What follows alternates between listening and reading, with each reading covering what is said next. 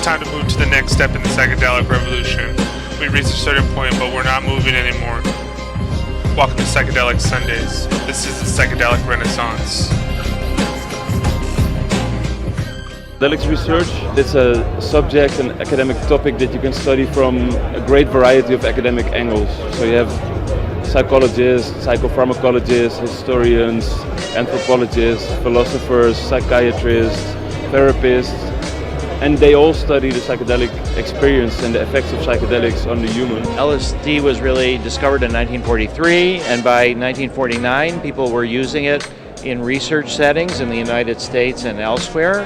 And through the 50s and 60s there was an enormous amount of research with LSD and psilocybin, and it was one of the top areas of research for psychiatry. But the CIA was researching it for mind control, and it seeped out into the public settings, and then the Grateful Dead and Timothy Leary and the counterculture started using psychedelics. We're teaching people how to use their heads. And then they started saying, we don't want to go to Vietnam and kill people for stupid reasons. And there was a lot of social turmoil, and then there was a massive backlash by President Nixon. We must wage what I have called total war against public enemy number one in the United States, the problem of dangerous drugs. And then there was decades of no psychedelic research, and then finally we were able to start it up again in the 90s. And now there's more psychedelic research going on than any time in the last 45 years. There's a renaissance in psychedelic research. Psychiatry is opening up to it. There's a lot of problems that the current medications don't treat. So what we have is a combination medication and psychotherapy package. And that has been shown to work better than medication alone or psychotherapy alone. Western medicine tends to just treat symptoms, ignoring the root cause of many illnesses, trauma. We've all had trauma, and when we don't process it and purge it from our minds, trauma manifests itself in our bodies as unexplained pain, sickness, depression, anxiety, PTSD, cancer. The list goes on and on. When taken with the right mindset in a safe setting, psychedelics can heal trauma. Finally broken the taboo on doing a study with LSD, and we did a brain imaging study which has very much expanded our understanding of consciousness and how psychedelics turn off the function of the default mode network, i.e. ego dissolution, and the brain becomes much more single unit, which is communicating across different centers talking to each other in a way that doesn't happen in ordinary everyday consciousness. And that kind of underlines the feeling of unity expressed by the mystics. And now it's a well-known fact that the default mode network is hyperactive in quite a lot of conditions, illnesses, such as depression. So we thought, well, if that's turned down, let's use it to see if it can treat depression. It's incredibly valuable as an aid to healing process. And science is on their side.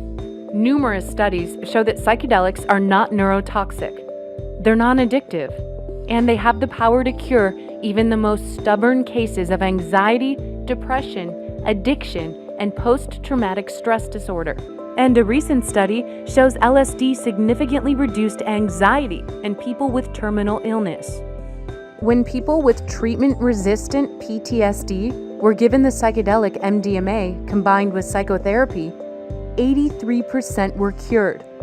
Compare that to just 25% with psychotherapy alone. With 22 veterans a day committing suicide in the US, it's vital this medicine is made available to the public. The caffeine in your coffee is more toxic on your body than psilocybin mushrooms.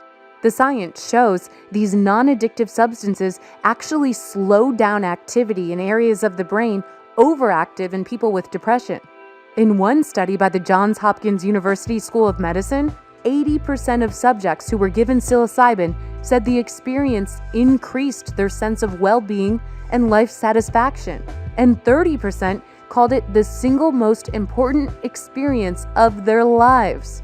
Psilocybin has cured anxiety, depression, cluster headaches, and smoking addictions. We have a trial that was recently completed in cancer patients who are anxious or depressed secondary to life-threatening cancer diagnosis. And in that case, psilocybin showed very significant efficacy lasting out to 6 months. Most people have these deeply meaningful, potentially transformative experiences that look very much like naturally occurring mystical experiences of the type that are reported by religious figures across the ages. When people consume these medicines, they enter a dreamlike state where a lifetime of traumatic memories are unlocked and processed, detaching the fear and emotion from the memories and creating new neural pathways. One study from the University of Southern Florida found psilocybin may even lead to neurogenesis, or the regrowth of brain cells. Some describe psychedelics as 30 years of therapy in one night. One of the greatest human rights tragedies of this century is that the general population does not have access to these medicines. Journalist Graham Hancock noted, quote, "At the deepest level, our consciousness is what we are. To the extent that if we are not sovereign over our own consciousness, then we cannot, in any meaningful sense, be sovereign over anything else either." Psychedelics are empowering. They put the power back into your hands and show you you can heal yourself from within. What are the major barriers to psychedelic research? The major barriers are regulatory. So in the United States, these are Schedule I compounds, meaning that they're available for research, but only very restricted conditions. And so the cost, if you will, of entering into research is very high for an investigator. We have generations of people who grew up believing that these drugs were associated with unusual toxicity. They made you crazy. They broke chromosomes. You know, people burn their eyes out looking at the sun, and there's some resistance to giving up some of those biases. What would be the ideal regulation of these drugs? How would you control access to these drugs? People who are adults should have legal access to psychedelics, but they should first try it in government licensed clinics just so they know what they're getting into, and that should be very low cost, paid for by taxes on drugs. And then if you have no big problems, then you get a license and you can buy it on your own and do it on your own. We are talking about substances that have a potential to change the life of a lot of people, and even perhaps how our civilization works. But then again, we have to take care, because we're not talking about something that people would accept easily. People would see psychedelics as dangerous, and we have to take care in bringing these results and in making some sort of balance between politics and science. The idea is that one can use psychedelics and other substances to induce altered states, and this should be a tool to investigate the basis of consciousness in general. Part of my mission is to tell philosophers, look, there's this amazing pinnacle of consciousness one can acquire through psychedelics, and philosophy is a great tool, I think, to analyze it, but it just hasn't really been done much of late.